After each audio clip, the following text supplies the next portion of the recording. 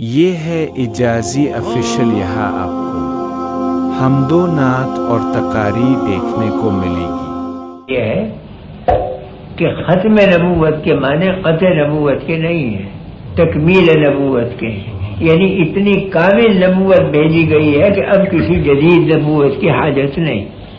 اور یہ بالکل ایسا ہے کہ جیسے رات کو ستارے نکلے، کروڑوں ستارے نکل آئے، چاند بھی نکلا مگر دن نہیں ہوا، سارے روشنی پھیلا رہے ہیں، جگمگا رہے ہیں مگر دن نہیں۔ آفتاب کی ذرا سی کرن چمکی اور ستارے غائب۔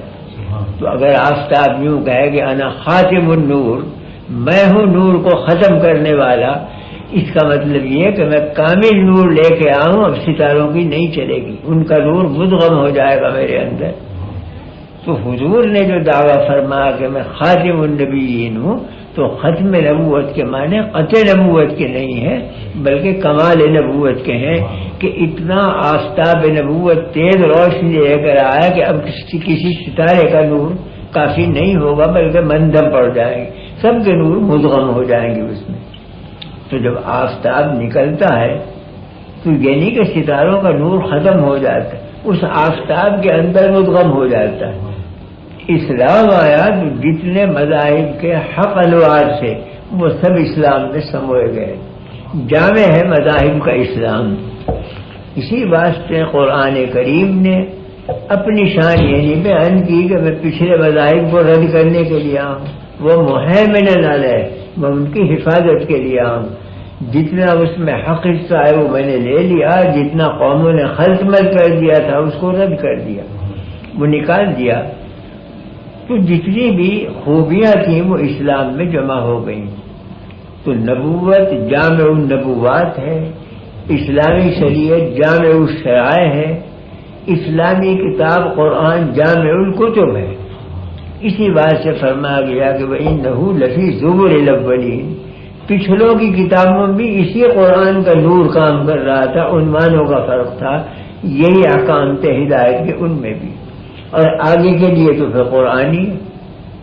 تو ایک ذات بابرکات ایسی بھیج دی گئی کہ اگلوں کو بھی فیض پہنچا اور پچھلوں کو بھی فیض پہنچا۔ پچھلوں کی طرف نورانیت بڑھی تو انبیاء بنتے چلے گئے، اگلوں کی طرف بڑھی تو اولیاء بنتے چلے گئے، ہے ایک ہی نور کا فیض سب جگہ۔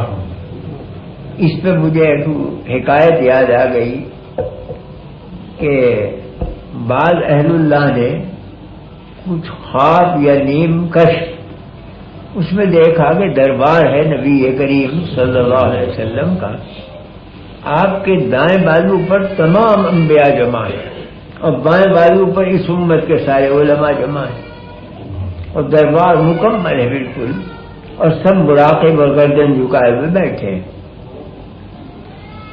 تو موسیٰ علیہ السلام کھڑے ہوئے انبیاء کی جماعت سے، اور کیا کہ یا رسول اللہ یہ حدیث آپ ہی کی ہے کہ علماء امتی کا انبیاء بنی اسرائیل، میری امت کے علماء ایسے ہوں گے جیسے بنی اسرائیل کے پیغمبر ہوتے ہیں۔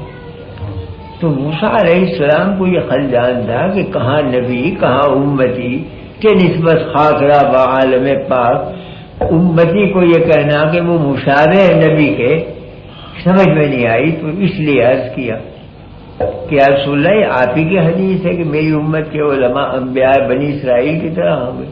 فرمایا میری حدیث، حالانکہ روایتاً اس میں کلام کیا گیا ہے، سند اس کی ضعیف ہے، لیکن باوجود ضعیف ہونے کے علماء اس سے استدلال کرتے رہے، اس لیے کہ اس مضمون کی دوسری روایت ہے، عنوان بدلا ہوا ہے، تو ایک مضمون کی روایت مختلف عنوانوں سے اگر کئی سندوں سے آئے وہ حکم میں حسن کے بن جاتی ہے، قوت پکڑ لیتی ہے۔ تو یہ مضمون چونکہ اور روایتوں میں بھی ہے، اس واسطے اس کی سند کا ذوف منجبر ہو جاتا ہے دوسری سندوں سے۔ تو آپ نے فرمایا کہ ہاں میری حدیث۔ موسیٰ علیہ السلام نے عرض کیا کہ حضرت اگر اجازت ہو کسی عالم کا امتحان لوں، ہماری جس کا جی چاہے۔ تو ان کی نگاہ پڑی امام غزالی کے اوپر، علماء کی جماعت میں بڑے امام ہیں، بہت بڑے عالم، اشارہ کیا، امام غزالی فوراً ادب کے ساتھ حاضر ہوئے اور ہاتھ باندھ کے کھڑے ہو گئے۔ موسیٰ علیہ السلام فرمایا مسمک، کیا نام ہے تمہارا؟ انہوں نے کہا محمود ابن فلاں ابن فلاں ابن فلاں، آدم علیہ السلام تک سارا نسب نامہ پڑھ دیا۔ موسیٰ علیہ السلام نے فرمایا کہ سوال جواب ہونا چاہیے سوال کے مطابق۔ میں نے پوچھا تھا تمہارا نام کیا، تمہارا شرح نسب کو پوچھا تھا۔ جو عالم اتنا بھی نہ سمجھے کہ سوال کس چیز کا کیا جا رہا ہے اسے فہیم کہیں گے، یہ کیا الٹے فہم کی بات کی؟ خاموش ہو گئے موسیٰ علیہ السلام۔ 1-2 منٹ خاموش ہے کہ عرض کیا کہ حضرت کو اجازت ہے عرض کرنے کی۔ کہاں کہو کہ آپ جب کوہ طور پر حاضر ہوئے، حق تعالیٰ سے ملاقات ہوئی، حق تعالیٰ نے پوچھا کہ وما تلک بیمینک یا موسیٰ، موسیٰ تمہارے ہاتھ میں کیا ہے؟ آپ نے جواب دیا ہے عصای اتوکل علیہا واہش بہا علی غنمی ولی فیہا مآرب اخری، یہ میری لاٹھی ہے، کبھی بکریاں چراتا ہوں، کبھی ٹیک لگاتا ہوں، اس میں اور بھی منافع ہیں۔ تو وہ تو لاٹھی کو پوچھا گیا تھا، لاٹھی کا نسب نامہ تو نہیں پوچھا گیا تھا کہ اس میں کیا فوائد ہیں اور کیا کام ہوتے ہیں۔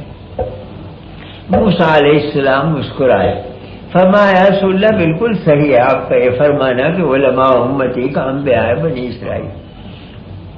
یہاں ذرا سا یہ شبہ ہوتا ہے کہ امام غزالی نے ایک درجے میں الزام قائم کر دیا موسیٰ علیہ السلام کہ اگر میرا یہ جواب غلط ہے تو معاذ اللہ آپ کا بھی جواب غلط، اور نبی کے بارے میں یہ سمجھنا کہ ان کا جواب غلط ہے تو کفر ہے۔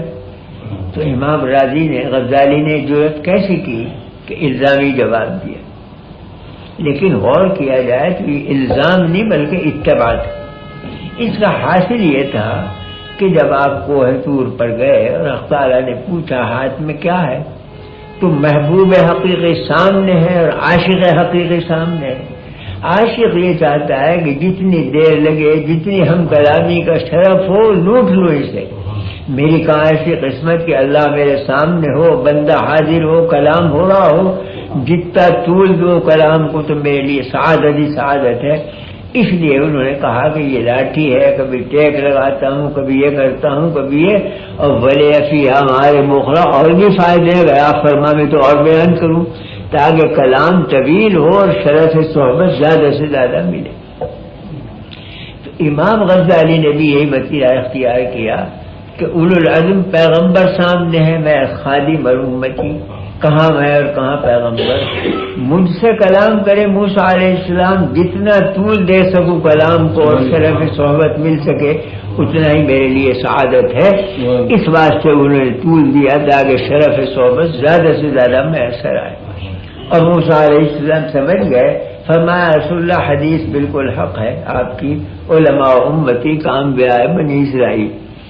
تو بہرحال اس امت کو چونکہ خاتم الامت کہا گیا ہے، اور قرآن چونکہ آخر الکتب ہے اور نبی آخر الزماں ہے، اس لیے ایک ہی نبوت کافی ہوگی۔ جب آفتاب نکل آتا ہے تو مغرب تک صرف آفتاب کافی ہوتا ہے، کوئی ستارہ جم نہیں سکتا سامنے آ کے، اور جب رات آئے گی تو وہ قیامت کی صبح ہوگی، اس میں پھر ضرورت نہیں دین کی، وہ ختم ہو جائے گا، دین بھی دنیائی ساری ختم ہو جائے گی۔